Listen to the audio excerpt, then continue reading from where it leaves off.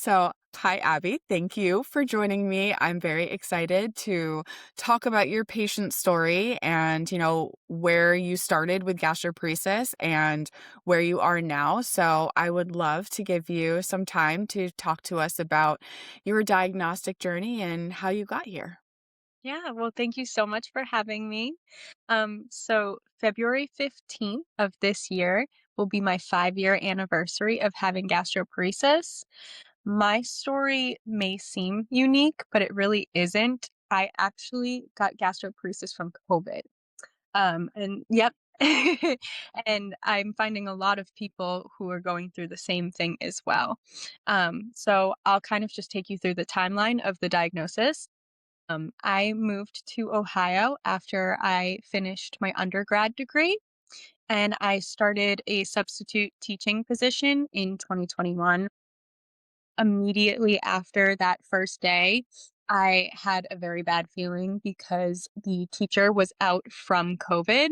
The school did not tell me that. I found out through the students. And in Ohio, they were a little more laxed about wearing masks, which I also didn't know when I came into it. Um, so I really had just had an awful feeling, and about 2 days later, I started getting my first symptom. It was just extreme nausea after I ate, and it didn't go away. I went to the doctor a couple days later, and they were like, "Oh, it's probably just a bug or something. You're fine. We don't think it's COVID." So I went home. Another 2 days passed, and I was like, "I need to test just to know myself." The test was positive. So it was about a month of just trying to feel better in Ohio. It got to the point where I was living with my partner at the time, and he said, "I can't take care of you anymore. Like, I don't know what to do." He was in school at the time too. Gosh. Yeah, he was in school at the time. We were both just trying to figure it out, but we really had no answers because they hmm were like, "Oh, it just will go away." hmm So I, at that point, was not eating at all, really, barely having any food. He drove me home. When I got home, my family hadn't seen me in so long that they were like, "No, this is really bad." And when you're there every day looking at yourself in the mirror, you You don't don't see notice. that. Yeah. Yeah. So I hmm didn't know how bad I was until they saw me and they were like, "This is bad." And I hmm weighed myself, and I think at that point I had lost about 20 pounds. That's Um, significant. Yep, I've always been very petite, and, it was 20 pounds that I really didn't have to lose, so hmm it was immediately into the ER. I was trying to find gastro doctors at the time, and they were booking out into the summer and the fall, and mind you, this was February, March at the time, so I literally said to them, "I will be dead by then." And my grandmother's gastro said that if I went to the ER, they could possibly push through a referral. So I did that. And it was really interesting because my ER doctor that I had, like gave me fluids because I was super dehydrated, but he also said this could possibly be gastroparesis. He was like, Interesting. yeah, he was like, you should look into that. He's like, I can't diagnose it. There's a whole process, but start looking into that because I think that's what this might be. And I kind of just kept that in the back of my head. I looked it up, but it seemed terrifying. So I was like, nope, Mhm. I refuse to believe that's what this is. And I just continued to move on. I finally got that first appointment with the doctor. My dad was there as well. And the doctor was asking so many questions about anxiety, my mental health, things like that, and less about my actual stomach symptoms. And my dad said that had anxiety because I was going through a lot at the time. My parents were going through a divorce. So it was difficult, like going through all of that, but the doctor completely stopped listening to me and the symptoms that I was having and just tried to treat the brain. Um, I agreed to go on mirtazapine, which is an antidepressant. It's also an appetite stimulant, so he thought it might like kill two birds with one stone and help. But I said I would only take it if he did an endoscopy, and he agreed. So I was like bartering with him to get the testing done.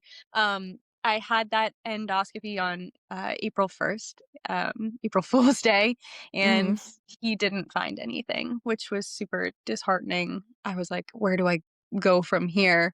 But I had done the research on gastroparesis and knew that the gastric emptying study was how it was diagnosed. So I was like, I need to do this. And he finally agreed. I was taking the antidepressant as well. It wasn't helping with the appetite. But it was helping a little bit with my mental health because at the time, I mean, you can only go through so many days of sitting on the couch feeling sick. And it starts to get to you. Like it really, really takes a toll on your mental health. And I just remember thinking like, am I going to be like this for the rest of my life? So, anyways, I got the gastric emptying study on April 14th.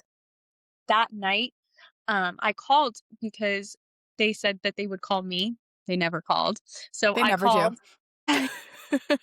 So I called and I was like, "Can you please give me my results?" And he looked at them and it was a normal stomach is about 90% digested after 4 hours. Mine was 81% digested. He did not diagnose me with gastroparesis at that point. I could tell, like, the second he read it, he was in complete shock. He, like, got so quiet. I was like, "So does this mean that I have gastroparesis?" And he was like, "I have to think about it," and just, like, hung up the phone on me. And and Okay. so I remember I was sitting on the couch with my dad, and I was like, I have gastroparesis. And he was like, "No, that's not what that means. You don't know that. Like, he didn't tell you that." And I was like, "I know that's what that means. I have Mhm. gastroparesis." And at that point, I joined a lot of the Facebook groups and stuff. I was trying other things. Like, my mom had bought a juicer and was juicing beets and pureeing chicken. And my grandmother was making homemade applesauce. And, like, they were just doing, my whole family was doing everything that they could to just get me nutrition. Mhm. Um, I kept going into those appointments. He did finally diagnose me with gastroparesis, but he said that if I had lost even 1 more pound, he was going to hospitalize me and put a feeding tube in me. Um, as if it was like a choice that I was Yeah. making. Like, I was doing this on purpose. I can't eat. I'm losing weight on purpose. Mhm. And it got to the point where I was like, "Just do it." I was like, "I promise I can't control this. I am trying my hardest just to survive every day." Like, literally just to get from my bed to the couch Yeah. took up all of my energy. I was eating like the tiniest piece of chicken or the littlest piece of mashed potato, like then like I said, my family was doing everything and I was just still losing weight. Um, so yeah, that was basically the diagnosis process. And at that point, he basically said, "I can't help you anymore." So he passed me on to another doctor. So that was like I said, the general diagnosis process. It was very difficult, not fun at all. Now, your primary symptoms after the nausea, did you feel or did you deal with a lot of vomiting with a lot of your symptoms of eating or trying to eat different foods? Did you, because some of us vomit a lot, some of us do not. It doesn't negate whether or not you do or don't have gastroparesis. It just kind of depends on how it's affecting you. With your weight loss, did you have to deal with a lot of that, or was it just mostly the nausea and not being able to eat that was causing, a lot of that for you? Yeah, so I have a severe fear of throwing up. And I think a big part of it, I remember when I first got sick, people were like, "You just need to let it out because it's your Mhm. body. The virus is in your body. You need to get the virus out of your body." And Mhm. I could not do it. I am so scared of throwing up that I remember the first night I was up until 5 in the morning, just rocking back and forth, refusing to throw up. Yep. And I wonder if me keeping the virus inside of me is, like, what damaged my stomach, because I just would not purge it. I could not let it out. Um, Yeah. so that was something that I throughout the process, like, just with all my might, I was like, "I will not throw up." Mhm. Yeah, it's hard too because you don't always feel better afterwards. Like, I think a lot of us get that where, I have had relief once food that's been sitting in my stomach has been there for a long time. Maybe it's a couple hours, maybe it's a day or two. Once it comes out, the thought process of, okay, now I feel better, it makes sense, right? Yeah. But it doesn't always. And if you were anything like me or anybody is anything like me, I'm a very violent vomiter.